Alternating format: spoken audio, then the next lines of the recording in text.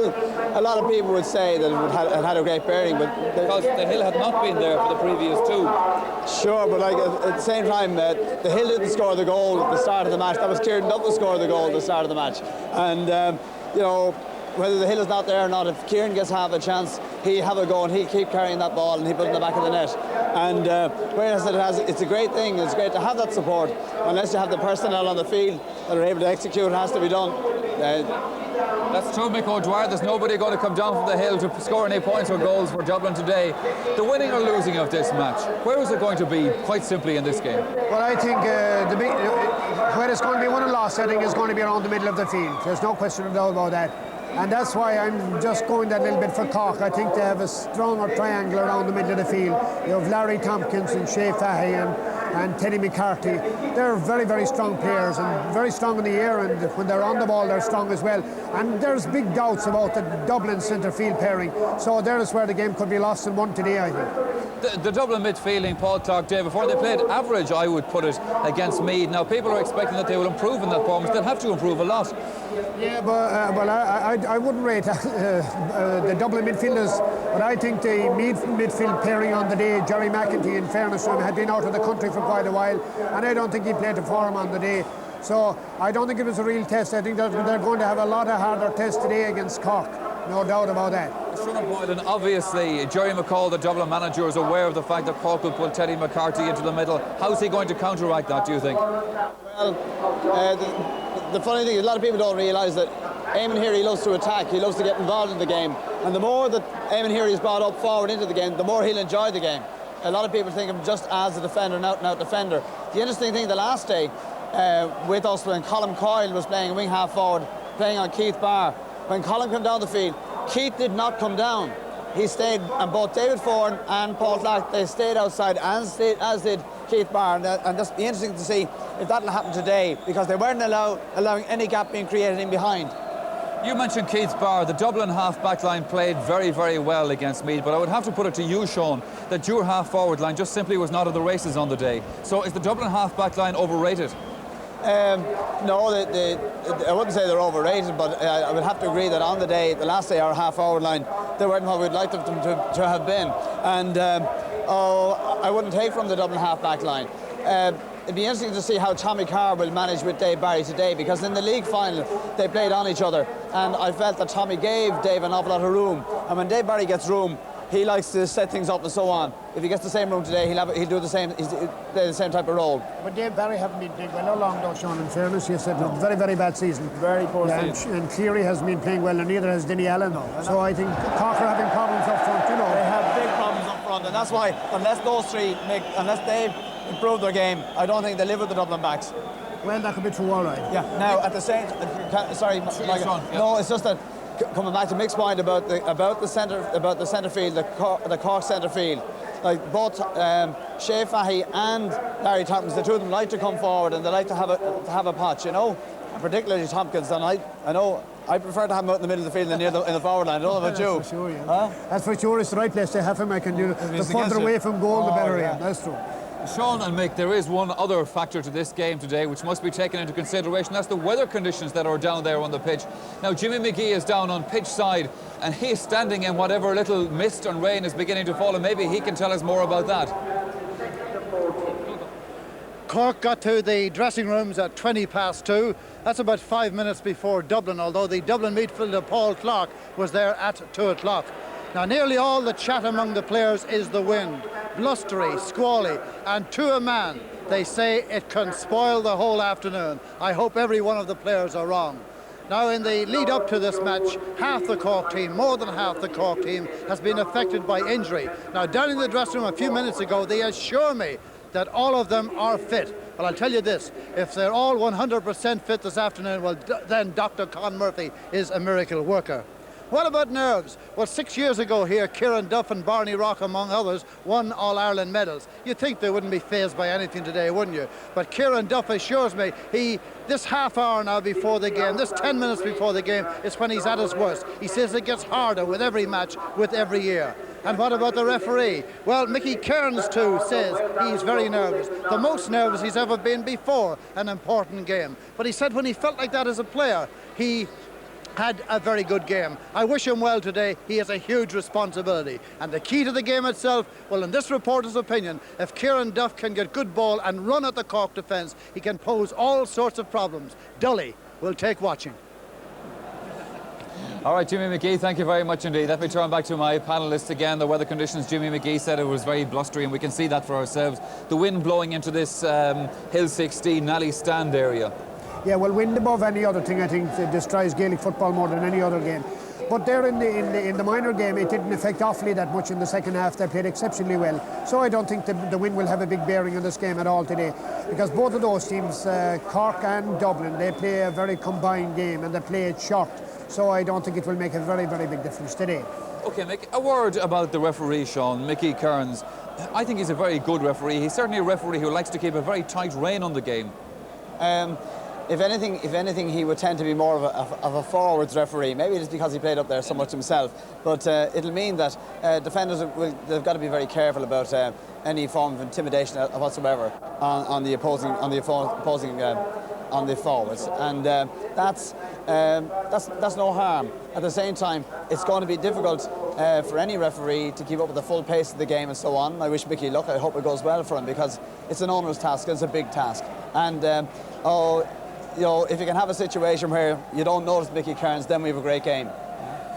When the players come out here onto the field and that ball is thrown in, there's probably going to be a bit of tough stuff for 5 or 6 minutes out there while guys are getting to know each other. As a manager, Sean, what do you say to the players in that respect going out? Do you say get stuck in and hit them a clatter, or, you know, take it easy and don't get booked or whatever? No. The most important thing is that you go in Gaelic football, and that's the very thing about Gaelic football, is that fellas can come at all angles and go for that ball. And that's what happens, and it's an extraordinary thing, whereas other sports where people would get paid to do that, you wouldn't have half the commitment that you get in Gaelic football. And the ball is there, and you get two men and they're going for it with all the life and main and so on, and everything that's in them depends on that, and that's what they want to do.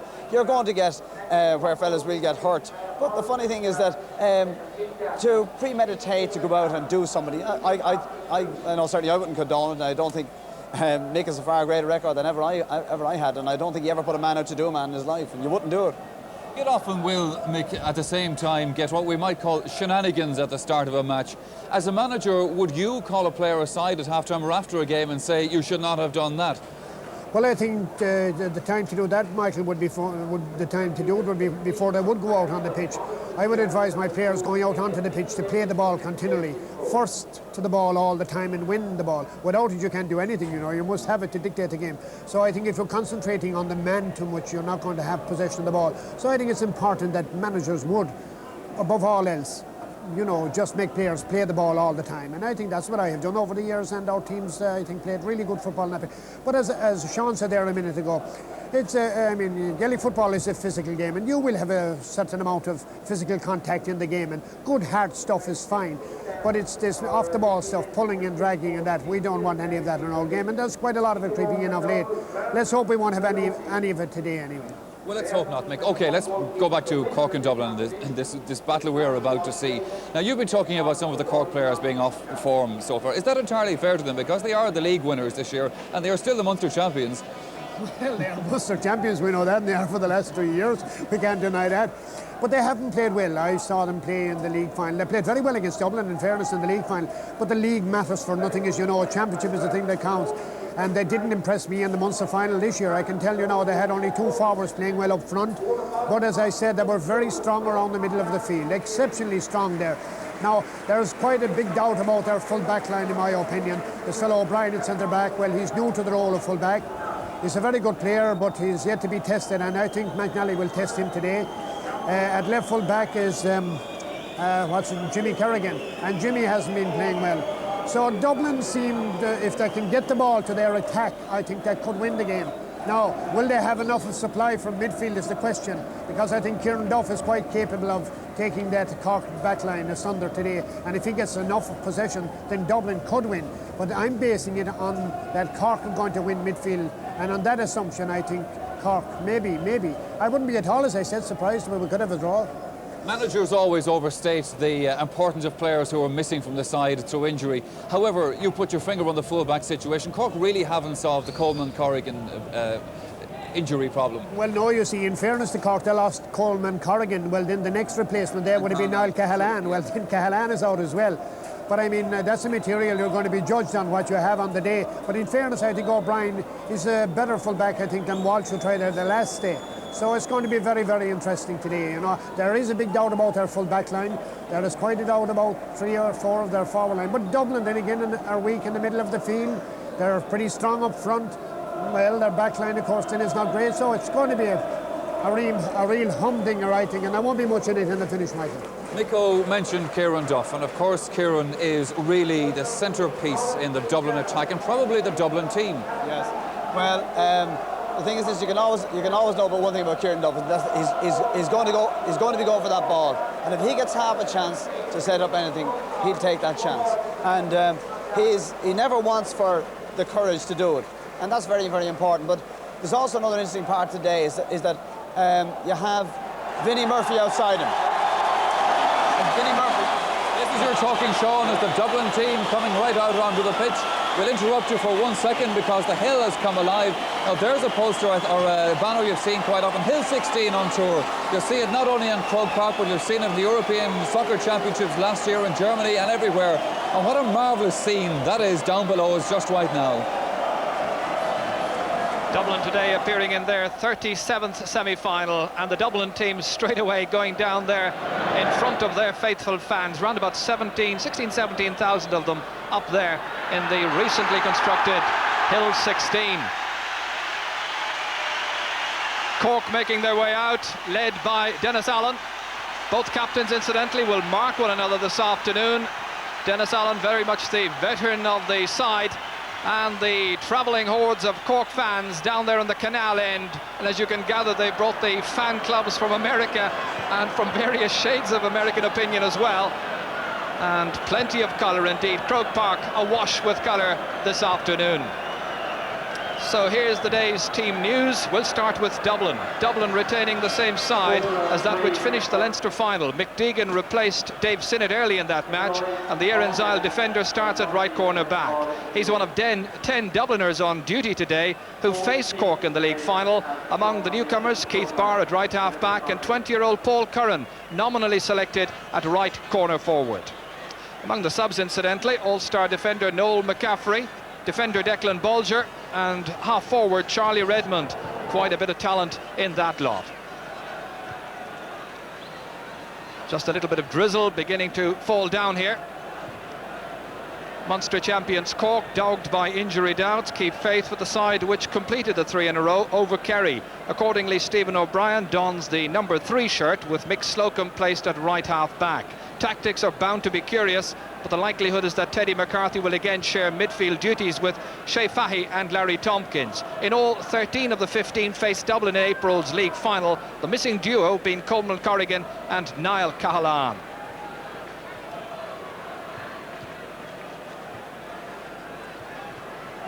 Sadly, the rain now has started to really pour down here at Croke Park. A lot of cloud embankment overhead. Ominous signs for the next hour and a half or thereabouts. The Hogan stand packed to capacity. Expected crowd here this afternoon about 65,000. And so many thousands and hundreds of thousands watching these pictures at home in Ireland, and of course further afield via closed circuit television. We say good afternoon to them all, and best wishes at this stage to Liam Mulvihill, Director General of the GAA, watching on TV, and best wishes also to Finbar O'Brien, Vice President of the Cork City Board, also in hospital. Here's Teddy McCarthy. Teddy superb in the Munster final, where his fielding was again spectacular. It really has been an excellent year for him at club and county level. Teddy's first championship year, as you'll gather there, in '87. What a year that was for him. An All-Ireland medal winner in hurling the previous year. There's Joe McNally. He's given Dublin a focal point in attack with his defiant persistence. Made his debut for Dublin against Armagh in the league 7 years ago, that as a goalkeeper.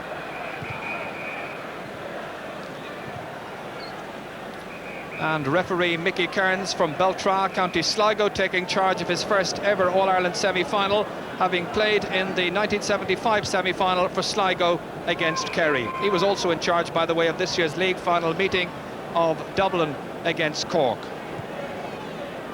We gather there will not be a parade before the match and that they will go straight into the action.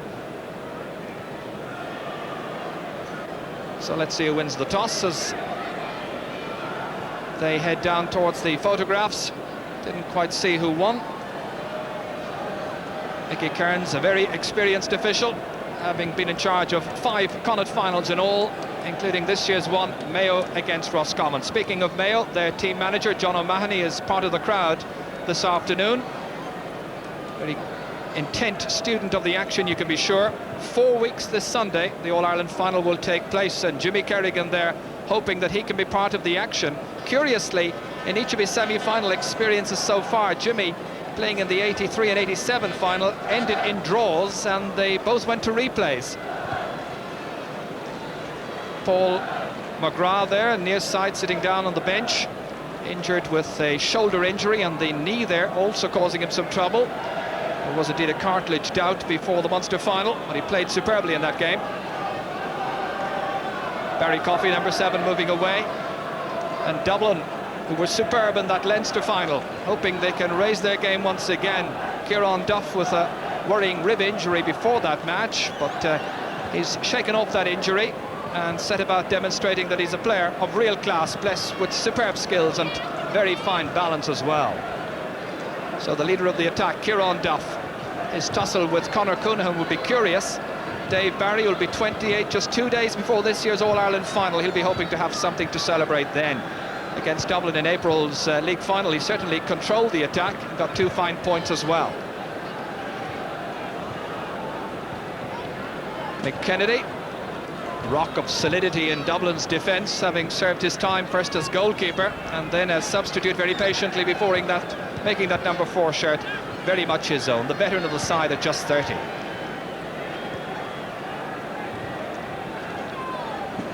Dennis Allen, the team captain, celebrated his 37th birthday 11 days ago, always capable of a big performance, and already this year he's led Cork to the league and Munster championships. One of the real characters in this side.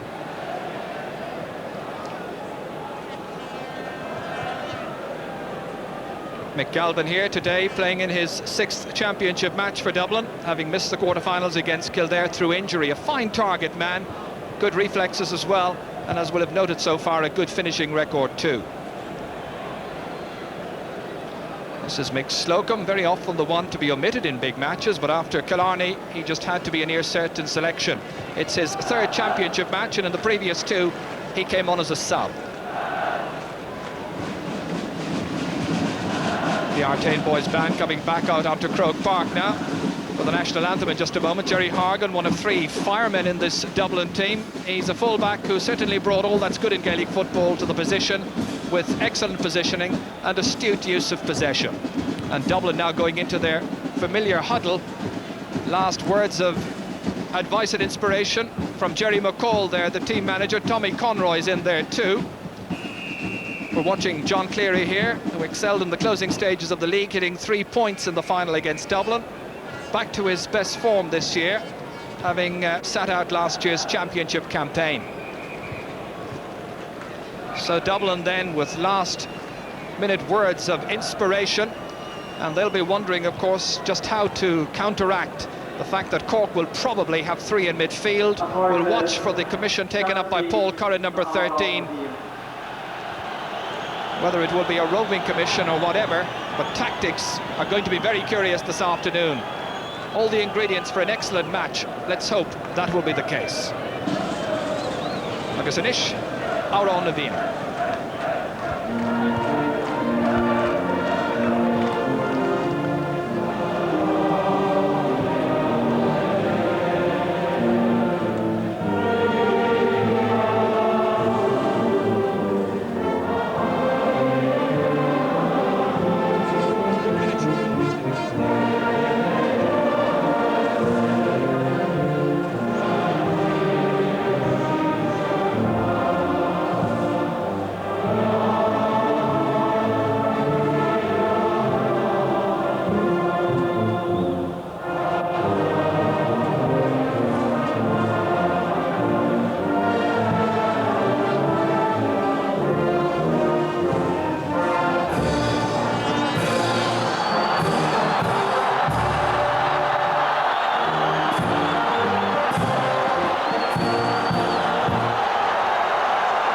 emotion running high for the fans up on Hill 16.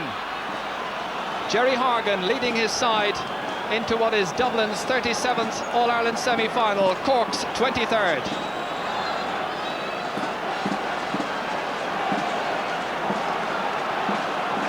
Cork fans at the opposite end.